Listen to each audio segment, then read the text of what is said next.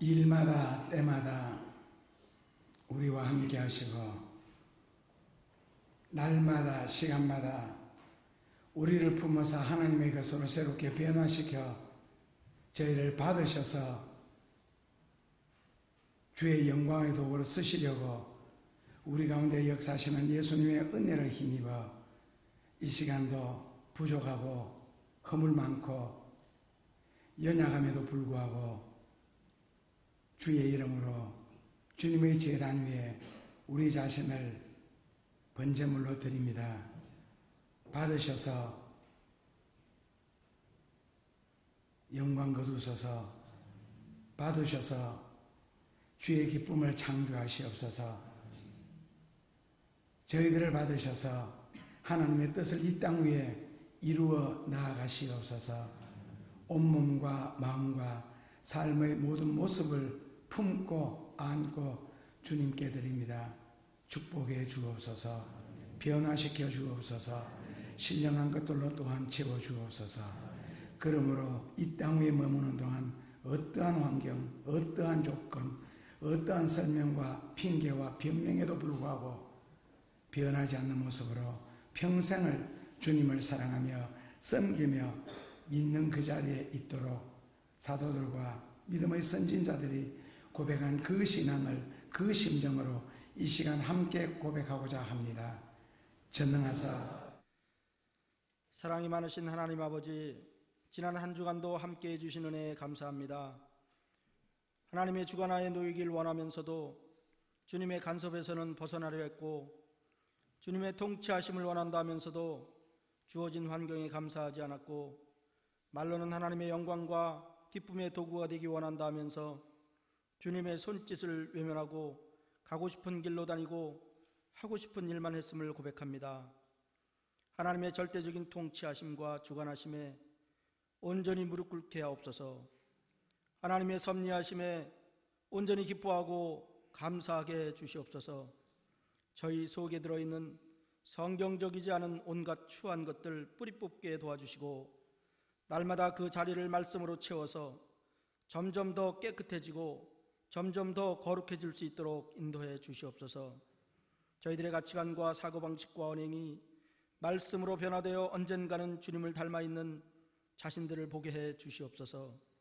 주께서 구별하시고 복주신 거룩한 날에 주의 존전에 불러 모아 예배하도록 인도해 주셨사오니 구별하시고 복주신 거룩한 날 주님의 존전에 저희들 드리는 이 예배가 성령과 들리러 이루어지는 하나님의 영광이 임재하시는 복되고 아름다운 예배되도록 은총 베풀어 주시옵소서. 오늘 이 예배를 통해 저희들 각자에게 주신 소원을 확증해 주시고 그 소원들이 이루어짐을 수많은 사람들에게 보여줄 수 있도록 은혜 베풀어 주시옵소서. 저희 한나라 교회를 축복하시어서 말씀을 사모하는 무리들, 그리고 그 말씀대로 살기 위해 노력하는 무리들로 이 전이 채워지게 해 주시옵소서. 단위에 세우신 김상배 목사님을 강건함으로 지켜주시고 은혜와 진리가 충만케 해 주시어서 이 악한 세대에 말씀과 기도로 주님을 드러내는 능력의 종이 되게 해 주시옵소서. 온 교우들이 40일을 작정하여 기도하는 중에 있습니다. 끝까지 완주하게 도와주시고 기도의 제목마다 주께서 다 받아주시어서 저희들의 기도가 이루어짐을 수많은 사람들에게 증명하게 해 주시옵소서. 저희들의 하나님이 되어주시고 아버지가 되어주신 은혜에 감사합니다. 끝날까지 주님과 동행하게 도와주시고 이 마지막 시대의 하나님의 동역자로 어두운 세상을 밝히는 밝은 빛이 되게 해 주시옵소서. 오늘은 각 부서가 1년을 결산하고 새 임원을 뽑기 위해 총회를 합니다. 그동안 수고한 임원들과 회원들 중 복 주실 것이 있나 그들의 행적을 살피셔서 합당한 공의를 보여주시고 그에 미치지 못하는 자들에게는 주의 자비를 베풀어 주시되 깨닫게 하시고 변화되게 하시고 회복되게 도와주시옵소서. 교회의 평안을 구하고 교회를 사랑하며 주님을 향한 열정이 남아있는 자들로 새 임원들이 되게 해주시고 맡은 자에게 구할 것은 충성이라 하셨사오니 단마음으로 섬기게 하시어서 내년 이맘때에는 하나님의 공의를 소망하는 모두가 되게 도와주시옵소서. 사명 잘 감당할 수 있도록 능력을 주시고 하나님 보시기에 답답하지 않도록 마음을 넓히는 저희 모두가 되게 도와주시옵소서. 예배를 통해 언약을 맺어주시고 온 마음과 정신을 다해 그리고 기쁨으로 복주시는 우리 주 예수 그리스도 이름으로 감사하며 기도합나이다. 아멘. 히브리서 11장 1, 2절입니다. 히브리서 성경은 구원의 확신이 없는 사람은 절대로 읽지 말아야 합니다. 그만큼 어려운 성경입니다. 그러니까 같은 믿음을 논하면서도 요한복음이나 누가복음식의 믿음이 아니고 구약식의 믿음이 아닙니다. 좀 이따 설명 들으시면 이해하게 됩니다. 믿음은 바라는 것들의 실상이요 보지 못하는 것들의 증거니 선진들이 이로써 증거를 얻었느니라. 같이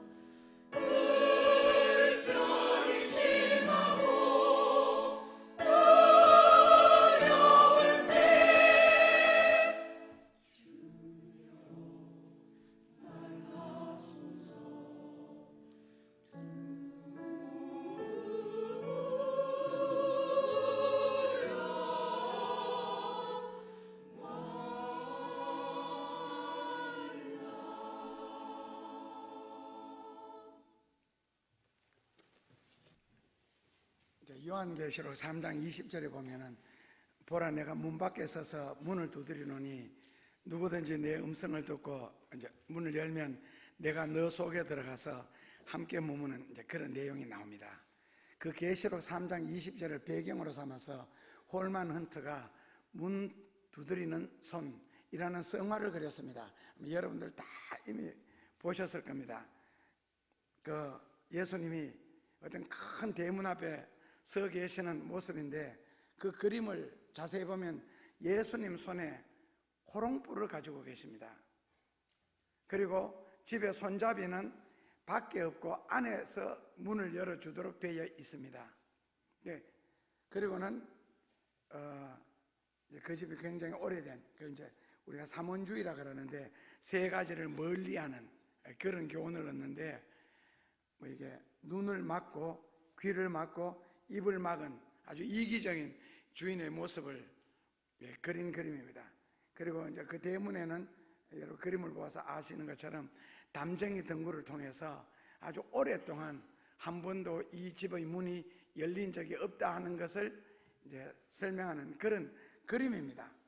자, 그렇다면 하나님이 왜 하나님의 능력으로 강제적으로 그 문을 열고 그 사람 속에 들어가서 그 사람에게 믿음을 주고 그리고 하나님을 믿고 사랑하도록 하지 아니하셨을까?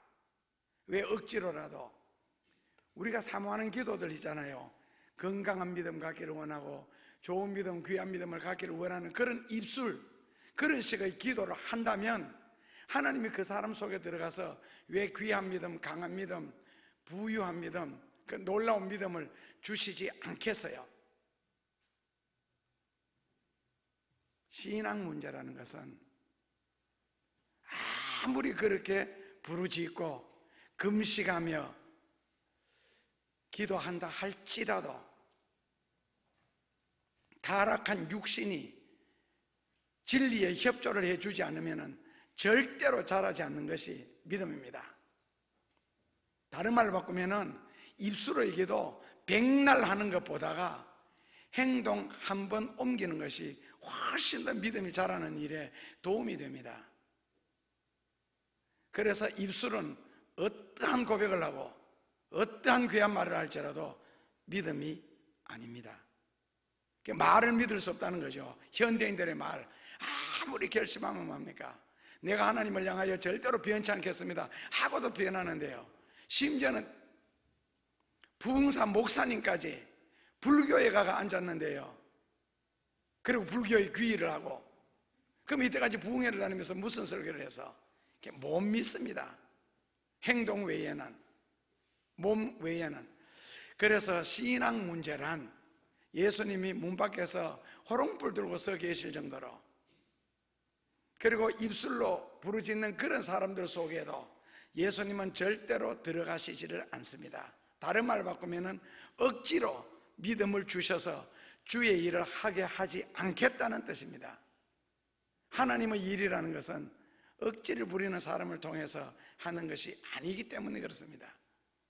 그러니까 반드시 자신이 선택을 하고 자신이 선택을 한 후에는 자신이 책임을 지되 하나님과 관계를 맺은 자로서 하나님의 약속된 언약의 모든 말씀을 확실히 믿고 그 다음에는 그 말씀대로 살아갈 때 그때부터 하나님이 개입하시고 간섭하시고 역사하시기 시작하십니다.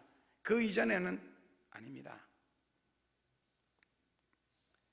만약에 이 진리를 이제 무시하게 되면은 그 다음에는 인생의 끝날에 갈 곳은 정해져 있죠. 그렇다면 언제 예수님이 오늘 이 시대에 우리의 마음을 두드리시느냐 했을 때 가장 빠른 방법은 이제 전도를 통해서요. 그 다음에는 이제 집안까지 들어있는 매스컴을 통해서, 그 다음에는 교회 나오게 되면은 설교를 통해서요. 어떤 매개체를 통해서든지 예수님에 대한 기회를 주시는 겁니다. 그리고 영접한 사람을 우리가 이제 교인이라 그러죠. 영접은 바로 믿음으로 이루어지는 겁니다. 그러니까 본인이 스스로 깨닫고 회개하고 영접하기 전에는 하나님의 역사는 일어나지 않습니다. 자, 그렇다면 믿음이란 무엇인가? 오늘 이것이 믿음이다 라고 제목을 잡았는데, 믿음이란 무엇인가 했을 때에 정확하게 믿음에 대한 정의는 내릴 수가 없습니다. 오늘 예수님은 누구신가? 조그맣고 94장 찬송가처럼 예수님은 누구신가? 아주 작은 부분, 뭐 없는 자에 있음되고 약한 자에 강함되고 병든 자에 고침되고, 그게 예수님은 아니잖아요. 그것은 예수님이 하시는 일의 작은 부분을 했을 뿐이고, 그럼 하나님은 누구시냐? 전지전능하시다. 뭐 전지전능한 게 뭐냐? 설명이 안 되잖아요. 마찬가지로 믿음이란 무엇인가 할 때 정의를 내리지를 못합니다. 정확하게는요. 근데 요한복음에서는 믿음은 생명이다, 그렇게 정의를 내려놨습니다. 요한복음에서는요. 그래서 믿음으로 말미암아 생명을 얻는 건요, 그것은 육신이 몸이 약하고 아픈 상태에서 건강하게 되는 것도 생명을 얻는 거고, 이제 바이탈리티. 그 다음에는 영적으로도 구원을 얻는 거, 그것도 구원이고요. 그래서 이제 성경은 거기에서 한 발자국 더 요구하죠. 만약에 믿음이 생명이라면 생명은 자라야 된다. 그리고 점점 건강해져야 한다. 만약에 아이가 태어났는데 태어났을 때나 나중에 5살이 됐을 때나 10살이 됐을 때나 20살이 됐을 때나 키가 그대로다. 근데 이제 거기 문제가 있는 거죠. 그러니까 결국에는 장애를 갖고 태어났습니다. 그렇다면 신앙도 시간이 흐른다면 반드시 자라야 정상적인 믿음이고, 어제나 오늘이나 변함이 없다면 그는 신앙의 상처를 입었습니다. 자랄 수 없는 상처, 하나님과 더 이상 진전된 관계를 가질 수 없는 신앙.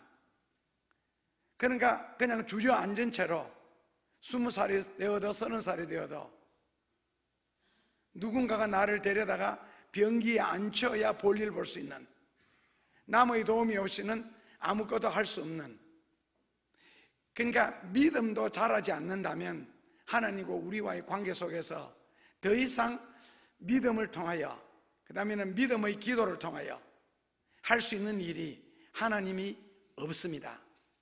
그런 채로 교회는 계속 10년 다녔다, 20년 다녔다, 30년 다녔다 할 뿐이죠.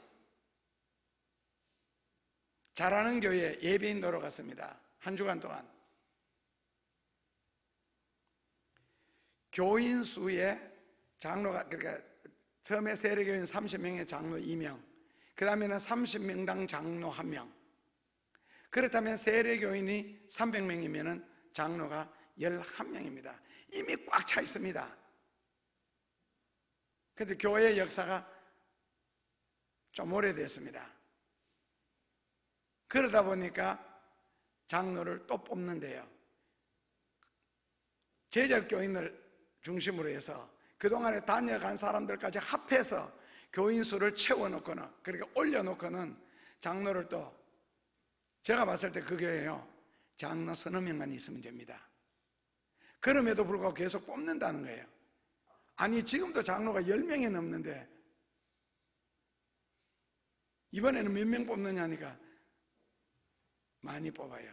왜 뽑느냐 물어봤더니 교회에 오래 다닌 사람들이 있어가지고 뽑아야 된대요. 그러면서 그 사람들이 불편하기를 너희끼리 다 해먹어라 한대요. 그래서 그 사람들이 봉사나 하고 11조는 제대로 합니까? 했더니 그쪽에서 대답이, 그 정도 신앙생활 잘하는 사람 같으면 뒤에서 그런 소리 하겠습니까? 그렇다면 봉사도 안 하는데 뽑아야 됩니까? 하니까 너희끼리만 다 해먹느냐? 나도 이 교회 몇십 년 다녔다. 그래서 할 수 없이 뽑는데요. 자, 신앙생활 우리가 30년 했다, 40년 했다. 30년 했으면 이미 청년기가 지났습니다. 그런데 믿음은 여전히 그 자리에 있습니다. 그런데도 뽑아야 됩니까? 처음 교회 나올 때 주일 성수 배웠다는 그거 정도 가지고 시간만 오래 걸렸다고 그 사람 믿음이 자란 겁니까? 아니면은 뒤에서 말이 많기 때문에 그럼 그 사람을 뽑아줘야 됩니까? 그래서 믿음이라는 것이 생명이라면 같이 자라야 된다. 자라지 않는 믿음은 병든 믿음. 더 이상 말씀드렸지만 그 믿음을 통해서 하나님으로부터 그 어떤 것도 체험할 수도 없고 받을 수도 없고 그 기도를 통해서 이루어질 수 있는 믿음은 절대로 아닙니다. 왜요? 아주 그 히브리서에서 말하는, 그래서 히브리서는 그 6장에 보면 아무나 읽지 못하게 해놨는데 초보적인 신앙이 있잖아요. 히브리서에서 말하는 초보적인 신앙이 뭐냐? 세례받는 이야기, 예수님의 재림에 관한 이야기, 심판에 관한 이야기, 이 정도는 초보로 들어가기 때문에 더 이상 말을 못한다는 거예요. 그러니까 그 정도 수준에서 머물러 있는 상태 같으면은 아니라는 겁니다. 그렇다면 히브리서에서는 어느 정도 신앙을 요구하느냐? 3장 18절에서 4장 1절에 보면은 죽을 때까지 계속 채워져야 하는 믿음요. 그 채워지는 믿음은 순종과 섬김을 통하여서 천국을 침노하고, 그 다음에는 죄에 대해서는 순교를 각오하고 목숨을 각오하고 히브리서 12장 4절에 보면은 죄를 짓지 않기 위해서 네가 피를 흘려라. 그러니까 도덕적 개념이 굉장히 높다는 겁니다. 이번에 터키 갔다 와서 그냥 이야기 하나 해줬어요. 이슬람 계통이나 우리가 말하는 그 집시들 있잖아요. 러시아에 가면 집시들이 떼전으로 몰려다닙니다. 어떤 남자든지 집시 여자 보고 예쁘다고 하면 접근했다가는 빨가벗지 않으면 절대로 못 빠져나옵니다. 처음에 한 명이 돼야죠. 그 다음에는 20-30명이 딱 몰려가지고 딱 둘러싸고는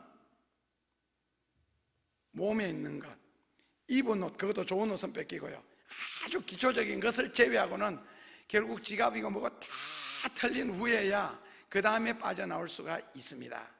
그 다음에 집시들 개념은 첫날 결혼해서 처녀막이 없으면 바로 죽여버립니다. 굉장히 무섭죠. 그리고 아프리카 부족 같은 데는 결혼하기 전날 그 동네에 이제 어른이 부릅니다. 그리고는 같은 현수막 그걸 가지고 키 높이로 이렇게 가립니다. 그리고는 처녀를 그 다음에 거기다 손가락을 집어넣어서 만약에 피가 나오지 않는다, 그 자리에서 죽입니다.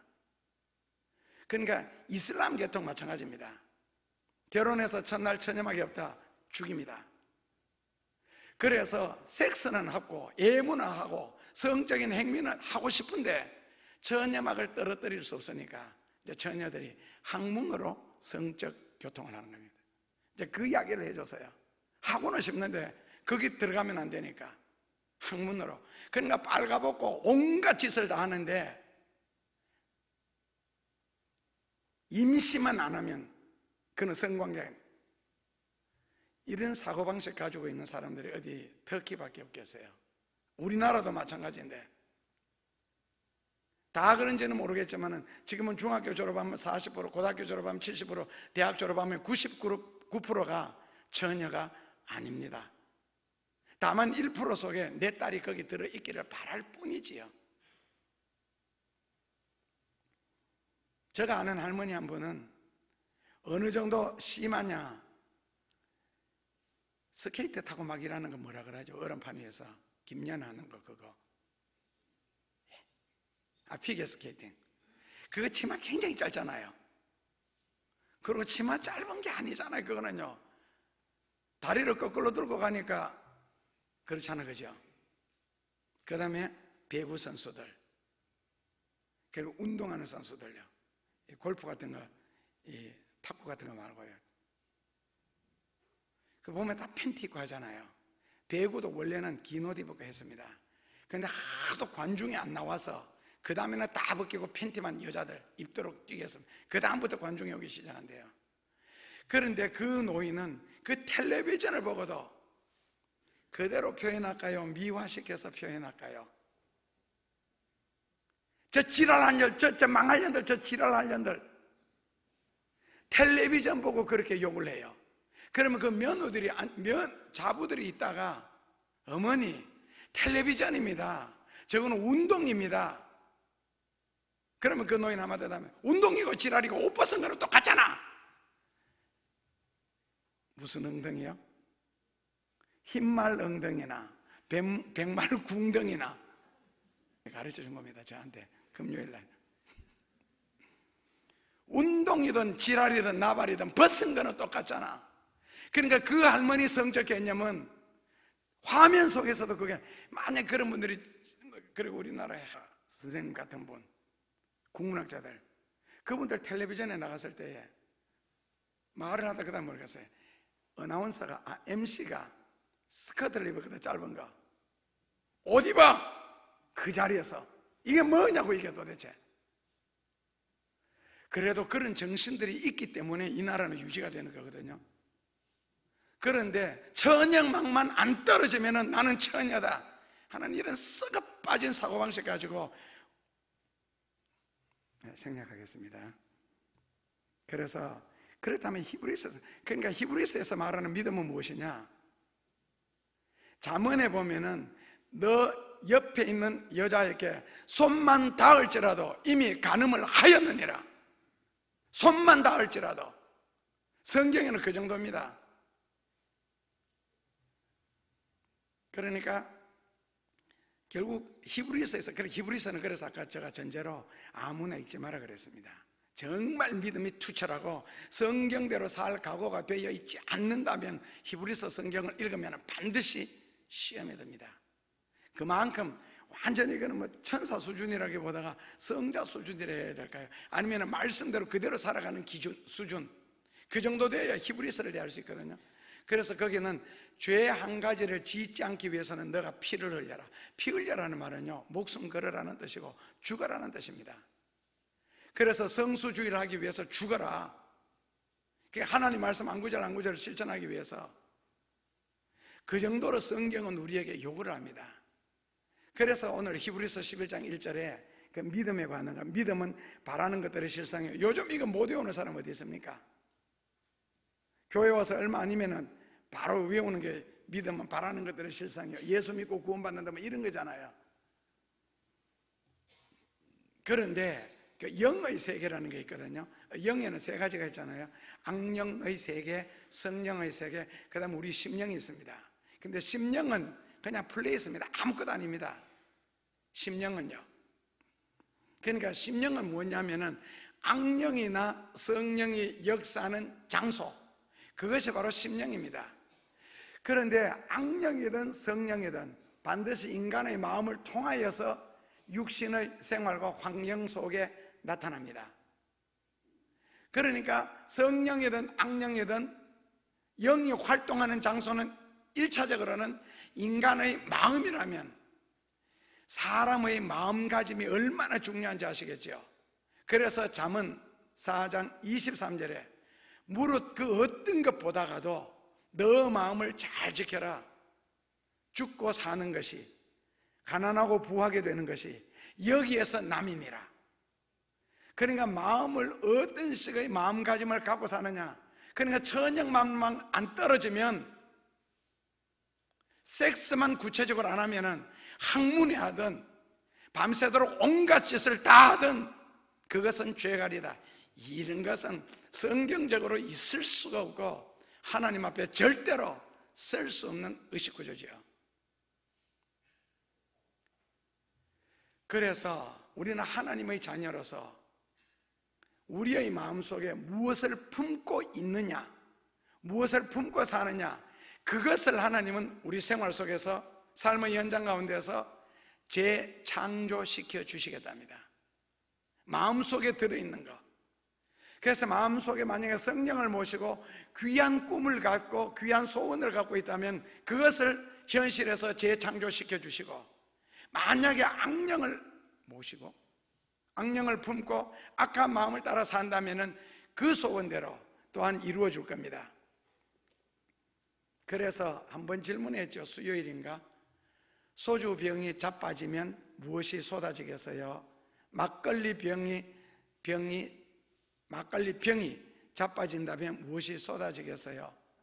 꾸정물통이 엎어진다면 무엇이 쏟아지겠어요? 하면서 여러분들이 엎어진다면 여러분들 속에는 무엇이 쏟아지겠어요? 그래서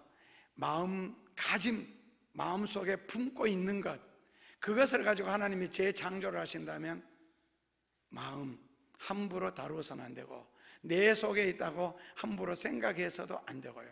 마음과 생각은 다릅니다.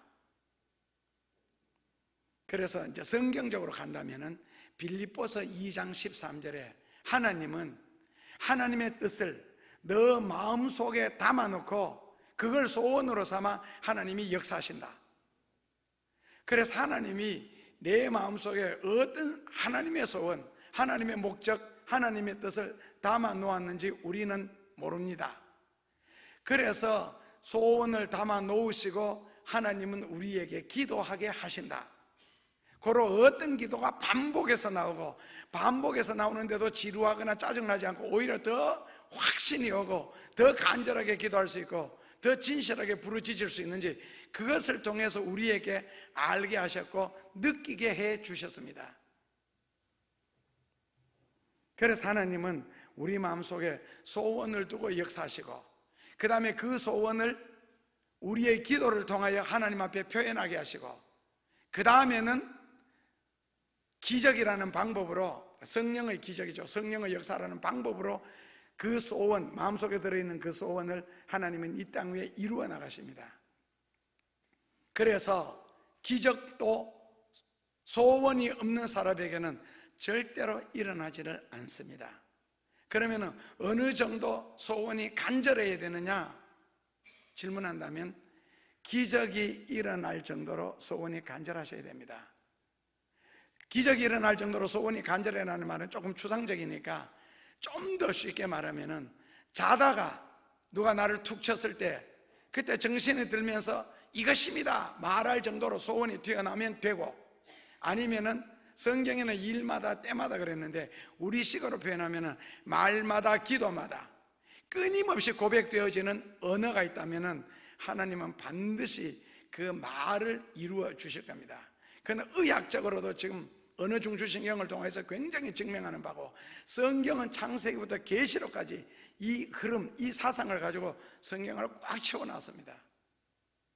그래서 평소에 입술에서 힘들다, 어렵다, 아프다, 약하다가 많이 나오느냐, 그런 환경 속에서도 변하지 않겠습니다, 진리를 사랑하겠습니다, 부합니다, 있습니다, 많습니다 라고 고백하느냐, 이거는 다 씨를 뿌리는 거거든요. 말도 씨앗입니다. 옛날에 속담에도 그런 거 있잖아요. 말이 씨앗이다? 말이 문서가 된다? 문서는 더 확실한 말이죠. 말이 근거가 된다? 말이 씨가 된다. 결국 씨앗이라는 것은 끊임없이 우리가 뿌리잖아요. 논밭에 뿌리듯이 하나님 앞에서 언어를 통해서 뿌리고, 사람 앞에서 뿌리고, 세상 속에 뿌려놓고, 우리가 입에서 말이 나오면 현대과학은 뭐까지 발견했어요? 말이 영원히 사라지지 않는다는 거. 그리고 지금 저 얼굴이, 몸이 여러분들에게 보이는 것은 빛을 반사해서 보이는 거거든요. 한 번 반사된 빛은 절대로 없어지지 않습니다. 과학이 밝혀내는 거. 그렇다면은 1592년도에 임진왜란이 터졌다. 그러면 1592년도로 과학이 가서, 그 다음에 노량의 예전에 가서 빛을 그 당시 속도로 빠르게 놓으면 이순신 장군이 싸우는 모습을 지금도 스크린을 통해서 볼 수가 있다. 이게 현대 과학의 발명이고 발견입니다. 그만큼 지금 과학이 발달하고 있습니다. 고로 사람 앞에 뱉든 하나님 앞에서 신앙 고백으로 고백하든 한 번 입에서 나온 말은 사라지지 않습니다. 그런데 그 입에서 나오는 그 말의 씨앗들이 어떤 말이냐, 신앙적인 말이냐, 성경적인 말이냐, 귀한 말이냐 따라서 인생이 앞으로 그렇게 될 것이고, 천한 말이냐, 그러면 앞으로 인생이 천하게 되겠죠. 다만 익어가는 기간이 있습니다. 봄에 씨앗을 뿌려서 가을에 거두고, 나무가, 과수나무 같으면은 적어도 글쎄 나무에 따라서 다르긴 하지만은 사과배 같은 경우에는 한 7년이 지나야 제대로 수확을 합니다. 그렇다면 7년 후에 거두겠죠. 초중고등학교, 대학교 죽으라고 열심히 공부할 때 공부하는 그 시간에 거둘 수 있는 것은 점수밖에 없고, 그 다음 나중에 시험을 칠 때 아니면 사회에 나왔을 때 그 지식이, 그 기술이 비로소 빛을 발하죠. 그건 시간이 좀 더 걸리겠죠. 그러나 상추 같은 것은요, 한 달 만에 뿌려서 그 다음에 수확해서 먹을 수가 있습니다. 빨리 거둘 수 있는 것이 있는 반면에 시간이 오래 가는 것도 있습니다. 결국에는 기도라고 하는 거 참 편리한 거 있잖아요. 좋고, 이 기도하면서 욕하거나 원망하거나 불평하는 사람은 없잖아요. 그래서 쉬지 말고 기도할 수 있다면 얼마나 나중에 귀한, 큰, 강한, 부한 사람이 될 수가 있겠어요. 왜냐하면 성경에는, 그리고 역사적으로도 그렇고, 사람은 기도가 만듭디다. 공부 잘하고 훌륭하고 아니에요. 그건 인간적으로 볼 때 훌륭하고 공부 잘하고, 그리고 성경적으로 역사적으로 볼 때 하나님이 쓰신 사람 중에 외모로 누가 그렇게 출중했지? 지금은 고인이 됐지만 황수관 박사가 잘생겼어요. 그리고 김진욱 목사님이 잘생겼어요. 왜 하필이면 그 두 사람이냐고요? 저하고 고향이 같거든요. 그리고 저를 보더니 주유소에서 황순환 박사 왔다 빨리 사인 받으라는 거예요. 주유소 직원이. 그래서 야, 너 눈에 찌지 묻혔나? 목소리도 비슷하대요. 그래서 제가 그랬죠. 황수관, 김진홍 그 두 분을 합해서 만들어 놓은 게 내다. 맞나? 아휴. 근데 있잖아요, 못생겼기 때문에 하나님이 마음 놓고 쓸 수 있을지도 몰라요.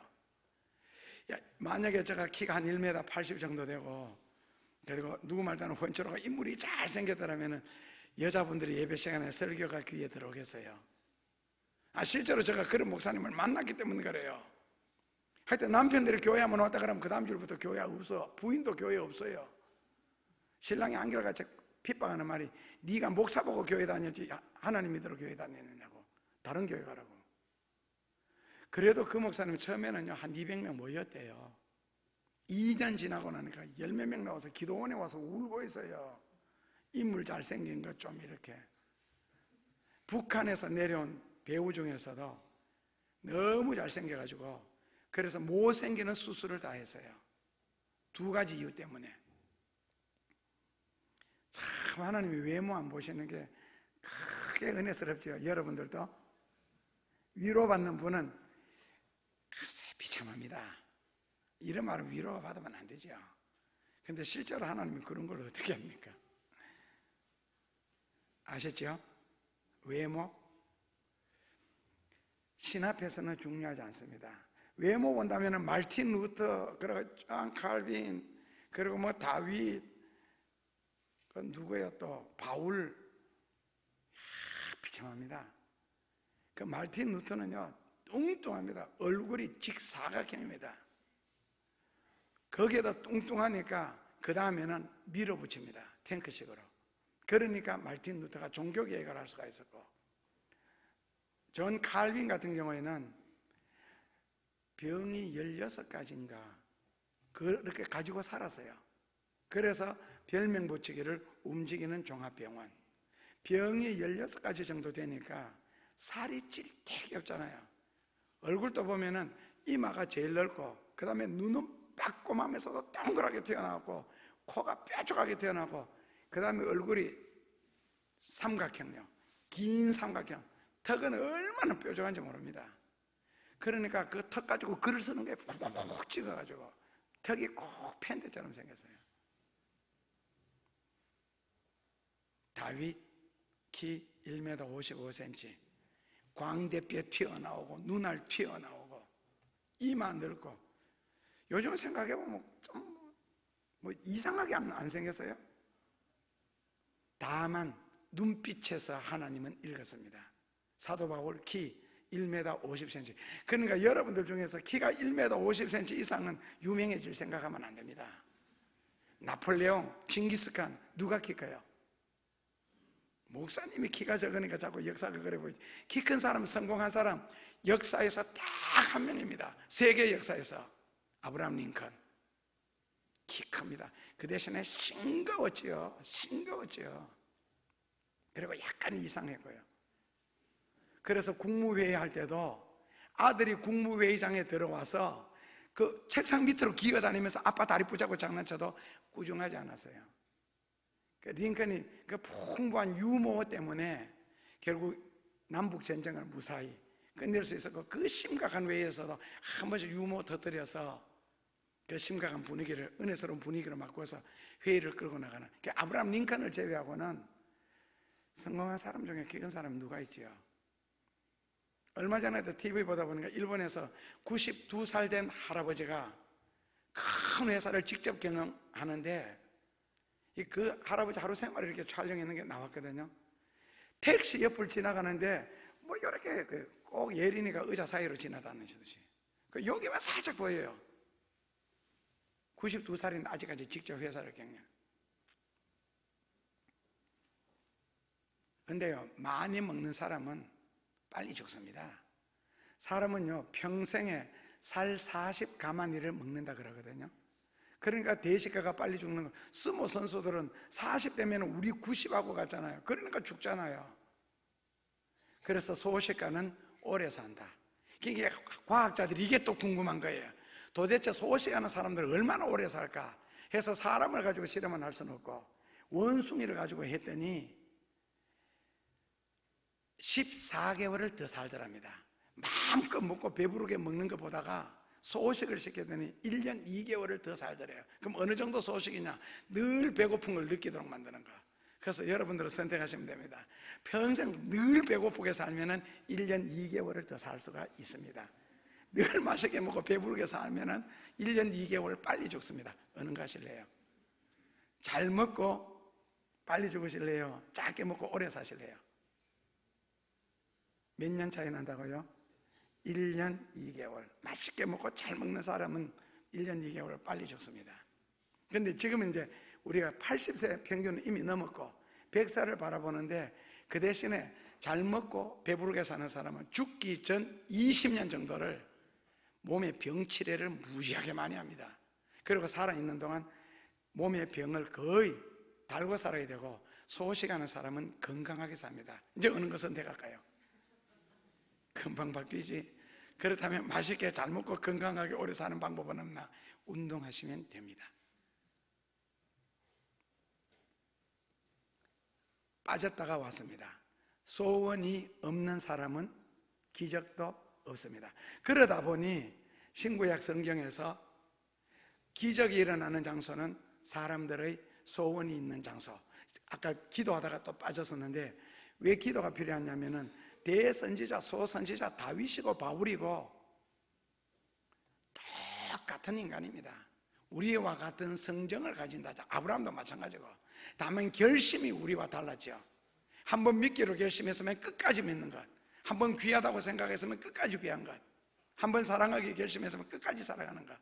이제 이런 것들이 우리하고 달랐을 뿐인데 다만 그들을 만든 것은 기도입니다. 대선지서에서는 기도에 대해서 많이 나옵니다. 그것도 일반 기도가 아니고 간절한 기도, 해산하는 고통의 기도, 장자를 죽었을 때의 기도, 독자가 죽었을 때의 기도, 그런 식의 기도가 나옵니다. 대선지서에는. 그러나 소선지서에는 기도에 대해서 전혀 나오지 않습니다. 기도하는 데 대한 내용이 전혀 없습니다. 그리고 아까 황수환 박사도 그렇고, 황수환 박사 정도 그 의학 상식 없는 사람이 의사 중에 과연 있겠어요? 그런데 그분은 살아있을 때에 5년 동안 강의해야 할 스케줄이 꽉 짜져 있었습니다. 그렇게 바빴습니다. 그냥 성경적으로 하나님이 쓰시니까 그렇게 되는 거거든요. 그 정도 누가 모릅니까? 황수환 박사 강의하는 거 글쎄 나도 그 중에서 한 3분의 2나 4분의 3 정도는 아는데요. 저는 한방에 관한 약하고 양학에 관한 책을 다 읽었거든요. 다 읽은 것은 아니고 상식적으로 알 수 있는 정도의 의학 서적은 양방 한방 어지간히 읽었습니다. 그리고 심지어는 불교의 108번뇌까지도 터득을했습니다. 내가 이렇게 안 앉아 있어서 그렇지 합니다. 저는요 이론적으로는 다 되어 있습니다. 그만큼 책을 잡독을 많이 했죠. 그런데 역시 기도라는 게 하나님을 상대하는 거잖아요. 그러니까 그 하나님 앞에서 어떤 언어들을 많이 뿌리느냐 굉장히 중요합니다. 그러니까 기도하듯 말하고, 그 다음에 여호수아 1장 7절에서 8절에 있는 것처럼 성경 읽듯 말한다면, 너 입술에 말씀이 붙어있고 기도가 붙어있다면 하나님은 너가 어디로 가든지 무엇을 하든지 형통하게 하리라. 그래서 환자 위해서 기도하는 것도 항상 이런 것이 몸에 배어서 생활 속에서 기도가 배어 있다면 참 좋잖아요. 기도해서 병이 낫는 다음에 수술을 해요. 그 쓴 약을 안 먹어도, 저도 약 먹을 때 모르고 한번 이렇게 캡슐 한번 씹어봤거든요. 절대로 씹지 마세요. 그 캡슐 뒤집어 씌워놨을 때는 이유가 있습니다. 하도 궁금해가지고, 제가 궁금한 게 많잖아요. 그걸 한번 톡 터뜨려 봤는데 결론은 뱉어냈습니다. 그리고 혀를 막 씻었습니다. 하도 써가지고요. 옛날에 육무초 한번 마셔봤거든, 어릴 때. 그래서 캡슐을, 그러니까 묻지 말고 따지지 말고 그냥 넘기라고. 그거 깨물어 보지 말고 또 탁 까가지고 또 가루 털어넣지 말고. 진짜 씁니다. 근데 하는 일마다. 그러니까 만약에 똑같은 환자를 가지고 한 사람은 병원에 가서 수술하고 약 먹고 그리고 나중에 그리고도 또 뭐 예를 들어서 유방암 같으면은 재발 확률이 얼마나 높습니까? 50% 이상 이런 식으로 되잖아요. 그러니까 그런 후유증도 있고, 그리고 기도하는 동안 아프기를 해요. 뭐 지루하기를 해요. 그리고 기도 받으면서도 기분 좋잖아요. 좋은 언어들, 귀한 언어들. 그리고 그 기도를 통해서 깨끗하게 나왔다. 뭐 찢는 수술을 해요. 참 좋잖아요. 그냥 평소에 우리 입에서 어떤 언어를 많이 뱉느냐에 따라서 하나님은 그대로 역사해 주시는 것 같아요. 어쨌든 하나님은 우리 마음속에 강렬한 소원을 두고 역사하신다. 고로 빌립보서 2장 13절, 하나님 우리 마음속에 주신 소원은 기도를 통해서 끊임없이 하나님 앞에 씨앗을 뿌려야 되고, 사람들 앞에서까지라도 내 말소리를 듣고 계시는 하나님. 민수기 11장에 보면 너무 잘 나오잖아요. 그리고 말라기 성경 3장 15절에도 그렇고, 나는 너 말소리를 듣고 화도 내고 진노도 하고 축복도 하고 기적도 일으킨다고. 말이 얼마나 중요해요. 아무리 힘들고 어려워도 앓는 소리 하시면 안 되는 이유가, 망할 소리 하시면 안 될 이유가, 그리고 잘 되는 고백을 사람 앞에도 뱉어야 할 이유가 하나님도 그 시간에 함께 듣고 계시기 때문에 그렇습니다. 그래서 민수기 11장 1, 2절 거기 보면은 하나님 보시기에, 하나님 들으시기에, 이런 단어가 얼마나 많이 나옵니까? 하나님이 보시고 계시고 들으시고 계시기 때문에, 아셨죠? 그래서 성경에 보면은 12년 동안 혈루증 걸린 여인, 예수님의 옷자락에만 손을 대어도, 그리고 죽은 나사로가 살아나던 베드로가 물 위를 걷든지 간에 다 가보면은 그들의 소원을 예수님이, 하나님이 이루어 주실 분입니다. 그것을 보면은 다시 한번 잠언 4장 23절, 참 소중한 말씀이죠. 마음을 관리 잘해라는 거. 그러니까 귀한 사고방식, 선한 사고방식, 의로운 사고방식들로, 축복된 언어들로 마음을 잘 바꿔알고 객토를 해놓고 귀한 씨앗을 뿌린다면은, 그래서 믿음이란 무엇이냐 했을 때에 실험실에서 얻어진 결과를 가지고 믿는 것은 절대로 아닙니다. 믿음이란 철학처럼 이론적으로 따지는 것도 아니고, 손에 잡히고 눈으로 보는 것도 아니고, 그리고 아는 것도 아닙니다. 성경 읽고 찬송 부르고 기도하고 이것도 믿음은 아닙니다. 믿음의 행위이고 믿음의 결과이지요. 그래서 아까 그 홀만 헌트의 그 문 두드리는 손에서 예수님이 우리 속에 강제로 문을 열고 들어오시거나, 아니면은 어떤 좋은 귀한 믿음 달라고 기도할 때에 우리 마음속에 강제로 들어오셔서 귀한 믿음을 주시지 않고, 타락한 육체가 그 믿음이 자라도록 양보해주고 희생해주고 헌신해주고 열심을 품고 교회 나와서 기도도 하고 집에서 기도도 하고 사모도 하고 그리고 전도도 하고 봉사도 하고 이러면서 신앙이, 귀한 신앙, 강한 신앙이 자라는 것이지, 입술의 말로는 절대로 아니고. 우리나라 사람들은 참 기도 많이 하잖아요. 세계 어느 나라 사람보다가도 진짜 기도 많이 하는 백성입니다. 오죽 했으면은 코리안 프레이라는 단어가 만들어져 있어요. 한국식 기도, 그게 통성기도입니다. 외국에는 통성기도가 없잖아요. 한국 사람들요, 새벽에 와서 예배드리죠.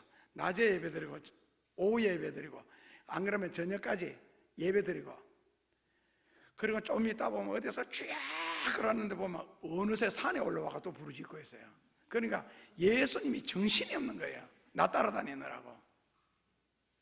그런데는요, 행동이 안 따라가 주니까 하나님도 참 편한 거예요. 말로만 기도하는 거예요. 예수님도 말로 그래 하고 앉았으면 그만이야. 하나도 안 이루어져도 그만이야. 어차피 말로 하는 거니까. 그렇다면 믿음이란 무엇인가, 정의를 내려봐라 했을 때, 제가 여러분들에게 밥이 뭡니까? 밥에 대해서 정의를 내리라 하면 여러분들은 밥에 대해서 정의를 내릴 수 있습니까? 바람이 뭡니까? 김범용한테 물어봐도 안 나오던데. 그럼 전기가 뭐예요? 전기란 뭔가? 이 질문했을 때요, 밥에 대해서도 바람에 대해서도 전기에 대해서도 모릅니다. 다만 어부들은 바람을 잘 이용하지요.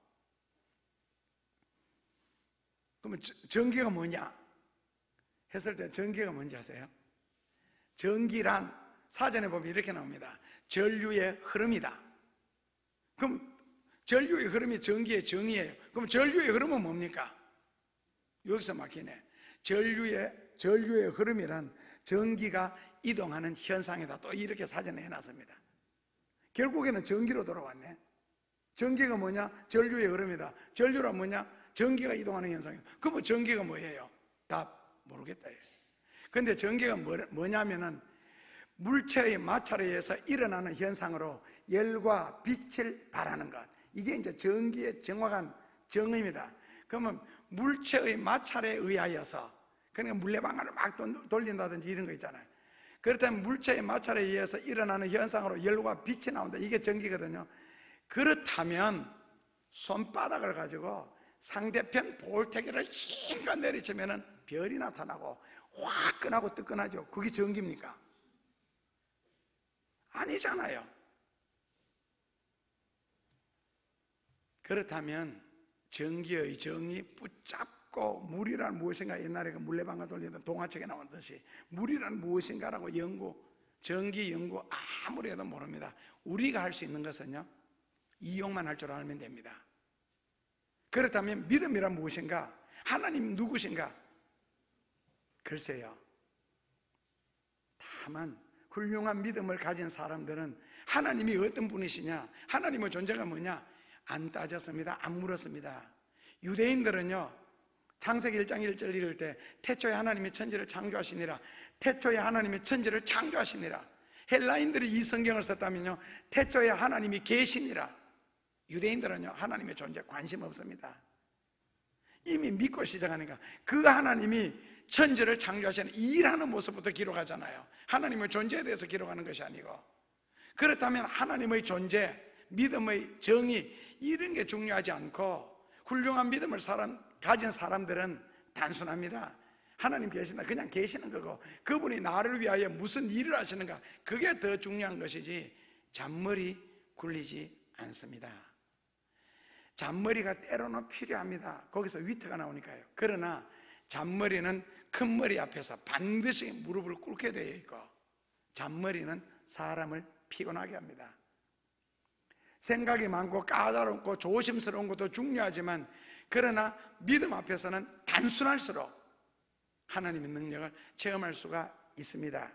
그렇기 때문에 하나님의 능력이나 기적은 따지는 사람에게 일어나는 것이 아니고, 묻는 사람에게 일어나는 것이 아니고, 소원이 강한 사람, 기도가 강한 사람을 통하여 일어납니다. 그래서 예수님이 백부장 믿음을 보고 놀라셨잖아요.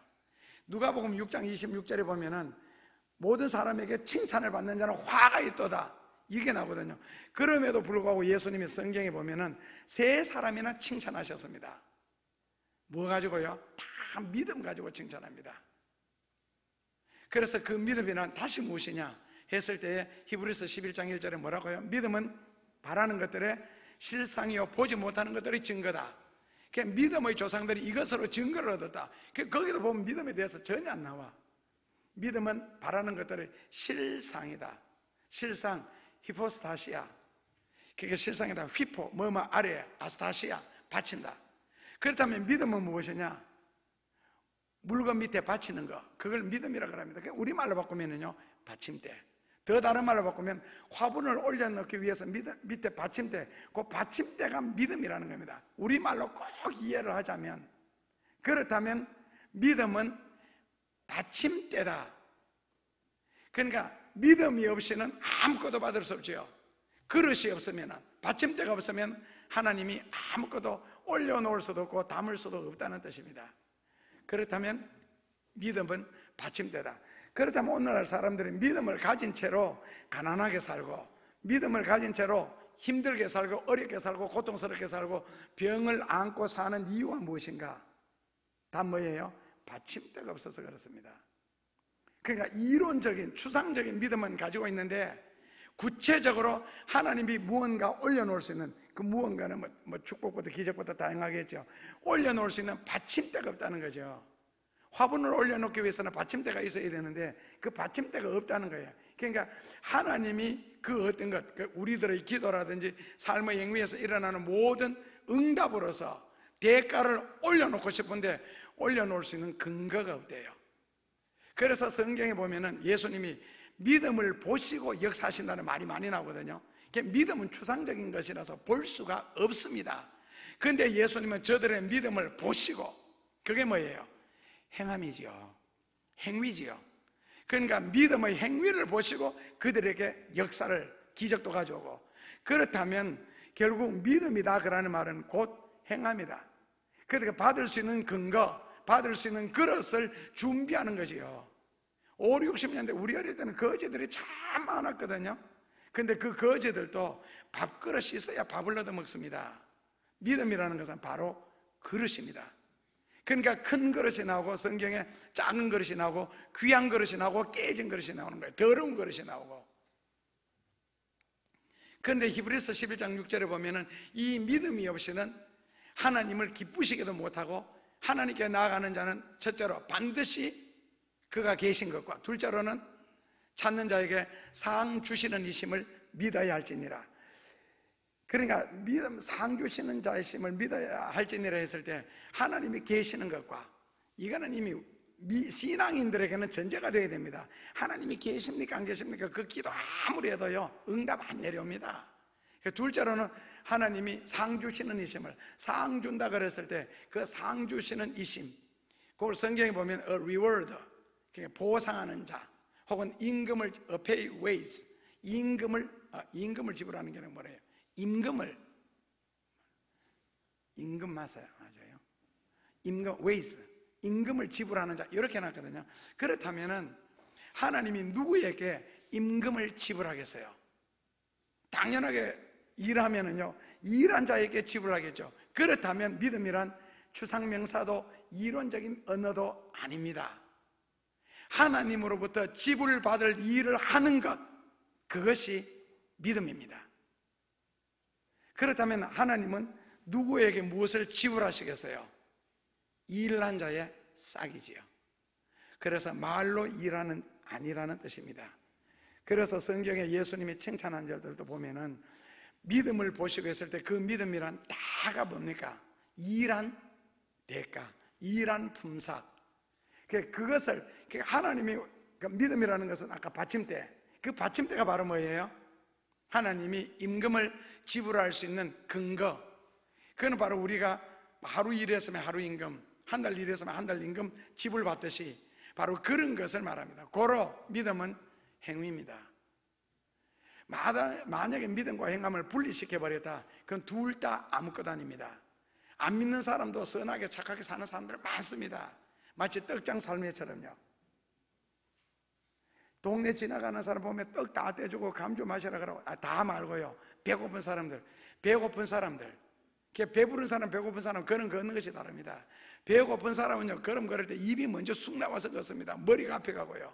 배부른 사람은요 배가 앞서갑니다. 머리가 뒤로 젖혀지고. 그러니까 저 사람은 분명히 여기 와서 떡을 사 먹어야 되는데 안 사 먹으면은 도와주는 거예요. 돈 안 받고. 그런 식으로 선하게 살았는데 결과는 지옥 같잖아요. 왜요? 믿음이 없었거든요. 그러면 믿음이 있고 그 행함이 없다면요 결과는요 지옥 갑니다. 왜요? 믿었다는 근거가 없고 믿었다는 증명이 없으니까요. 그게 이제 부잣집 할머니죠. 주일날만 되면 깨끗한 옷을 갈아입고 헌금 준비해서 교회 가서 예배 드리고, 그 다음에 봉사하고 교우들에게 인사하고, 동네만 오면은 별명이 욕쟁이 할머니. 아이들이 골목에서 뛰노는 것조차도 나가서 욕을 하고, 그 욕도 전부 다 이기적인 욕이요. 여기서 뛰노면 먼지가 우리 집에 날아와서 마루에 앉으면 내가 청소하기 힘들다. 그러므로 야이 생각하겠습니다. 그러면서 욕을 퍼댔거든. 결국 둘 다 지옥이요. 그렇다면 제 믿음이란 무엇이냐 했을 때 아브라함처럼 지시할 땅으로 떠나라. 지시한 땅이 아니에요. 어딘지 막연한 미래, 모르고 가는 미래에 대한 불확실. 이것 때문에 이제 책들이 수도 없이 나오는데, 믿음이라는 것은 모르고 믿는 게 믿음입니다. 보지 못한 것을 믿는 거고, 장래 알지 못하는 것을 그냥 믿고 사는 겁니다. 믿고 행하는 거고요. 하나님이 아브라함에게서처럼 떠나라 하면 그냥 떠나는 겁니다. 어디로 떠날까요? 묻는 것은 믿음이 아닙니다. 그냥 떠나는 겁니다. 언제까지 가야 됩니까? 그렇게 떠나는 과정 속에, 순종하는 도중에, 일이 진행되는 중에 언제까지 가야 됩니까? 어디까지 가야 됩니까? 얼마나 가야 됩니까? 얼마나 기다려야 합니까? 묻는 것은 믿음이 아닙니다. 그냥 막연하게. 카자흐스탄에 집회를 갔는데 제가 장로님, 권사님, 집사님, 청년들 16명과 함께 갔습니다. 비행기가 중간에 멈추었습니다. 8시간 동안이나 비행기가 뜨지를 않습니다. 이게 비행기 안에 난리 났어요. 누가요? 한국 사람들요. 러시아 사람들요? 그냥 잡니다. 가만히 8시간 동안. 우리나라 사람들은요, 나중에 그 스튜디오스 한테 따지도 안 되니까 그 다음에는 비행기 조종사 있잖아요, 앞에. 거기까지 가서 막 문 열고 따지고 묻는 거예요. 근데 그 사람들도 자기도 모른대요. 그냥 여기 있으라 하니까 있을 뿐이래요. 한번 묻고 계속. 나중에 도착해서 보니까 거기 그대로 도착하면 새벽 2시에 도착하는데 제가 탔던 비행기가 날씨가 너무 추워서 거기서 만약에 승객들이 내렸다면 그 밤에 다 얼어 죽었을 거예요. 그때가 영하 42도까지 내려갔습니다. 그런데 거기 가면은 우리 옛날에 국민학교 다닐 때 연탄 넣고 떼던 난로 있잖아요. 그거 한 개도 없어요. 그것도 없는데 40도 넘는 곳에 만약에 내렸다, 교통 없지요. 다 얼어 죽습니다. 가자네 집회 가는 도중에 길에 차가 기름을 공급하다 중간에서 기름이 얼어가지고 멈추어서 집단에 불 붙여서 차 밑에 불을 떼고 있어요. 그리고 도착해서 딱 내렸는데 보통 추우면 발바닥부터 시려오잖아요. 내렸는데 발등부터 시려워요. 얼마나 춥든지. 그러니까 비행기가 못 뜬 거예요. 중간에서 못 가게 한 거예요. 그러니까 결국 도착하고 나니까 다 이해가 됐는데 계속 가서 따지고 묻고 스튜디오에서 못 살게 구는 거, 그거는요 성격입니다. 성질이 조급해서 그렇습니다. 이거 조급한 성질을 고치지 못하면요 주의 일을 못합니다. 그래서 예수 믿으면서 배워야 할 것, 반드시 터득해야 할 진리 2가지. 첫째로 자존심 죽이는 거, 팩하는 거, 팩 부리는 거. 둘째로 인내요. 성경에는 모든 게 시간이 결정을 하거든요. 기다릴 줄 모르면요 절대로 역사가 일어나지 않습니다. 그리고 하나님이 하실 일을 못하고요. 우리가 생각할 때는 하나님이 뭐 하신다, 꼭 우리나라에 도시 개발한다 그럽니까? 그 뭡니까? 이게 여기 재개발한다 그럽니까? 아는 사람이요 26,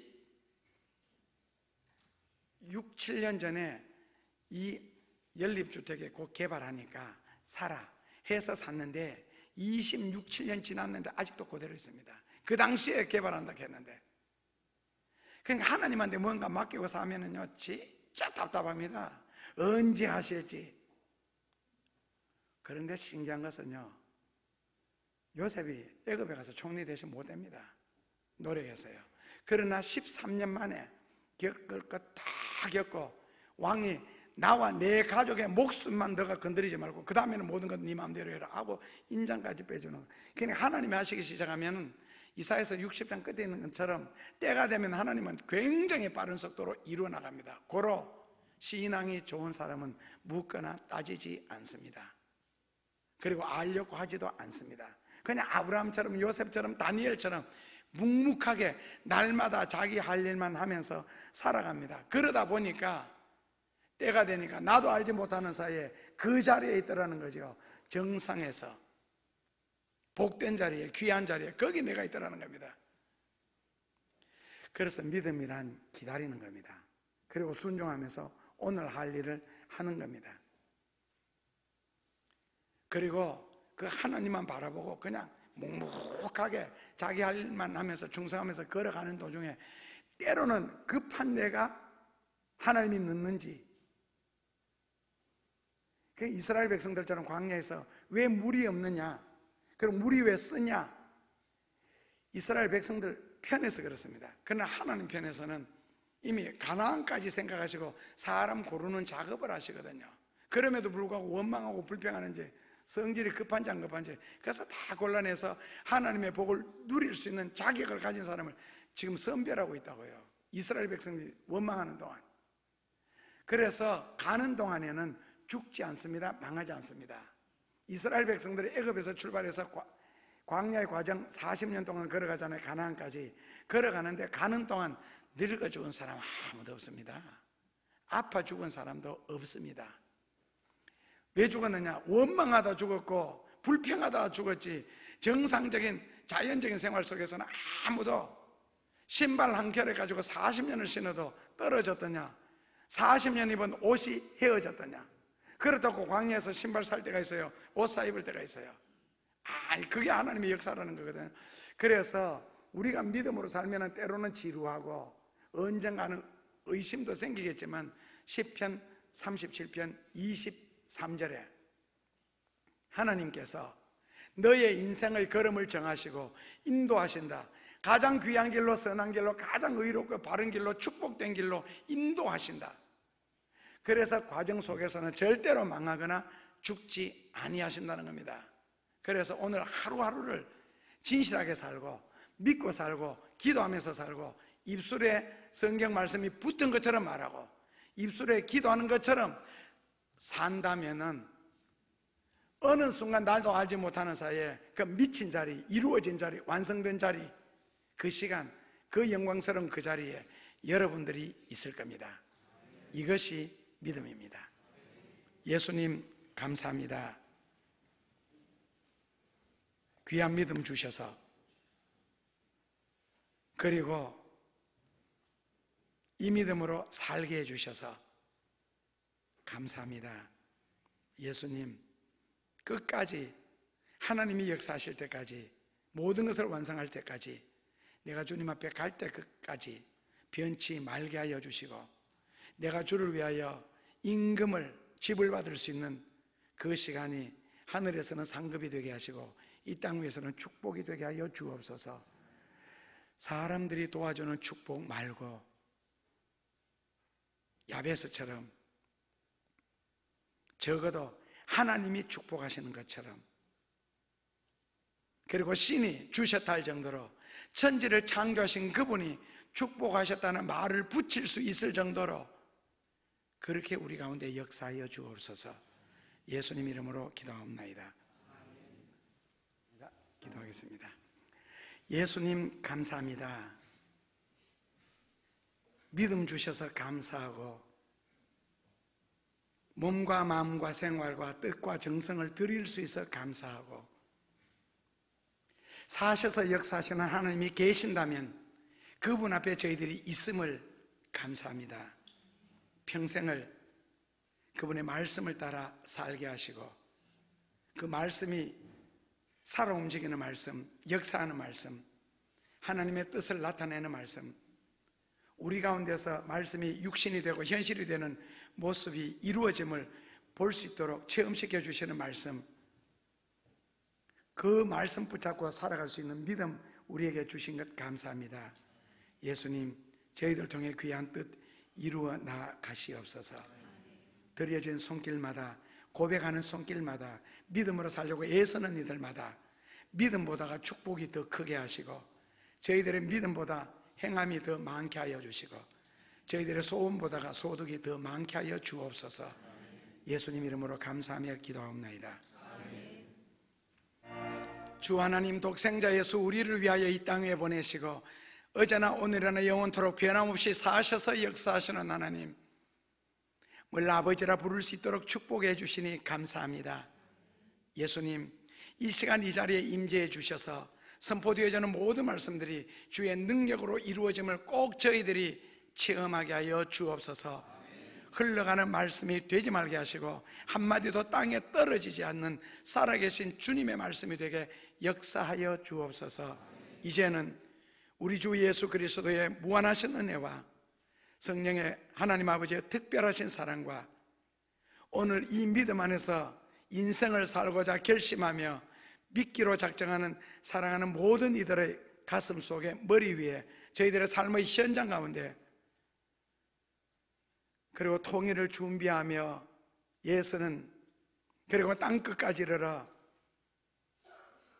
선교의 사명을 감당하기 위해 노력하는, 그리고 우리가 지어놓은 106곳의 교회와 학교 위에 주께서 역사하사, 그리고 우리 교회 위에 우리 교우들 가운데 하나님이 축복하사 능력을 베푸사 무한한 영광 거두시옵기를 간절히 축원하옵나이다.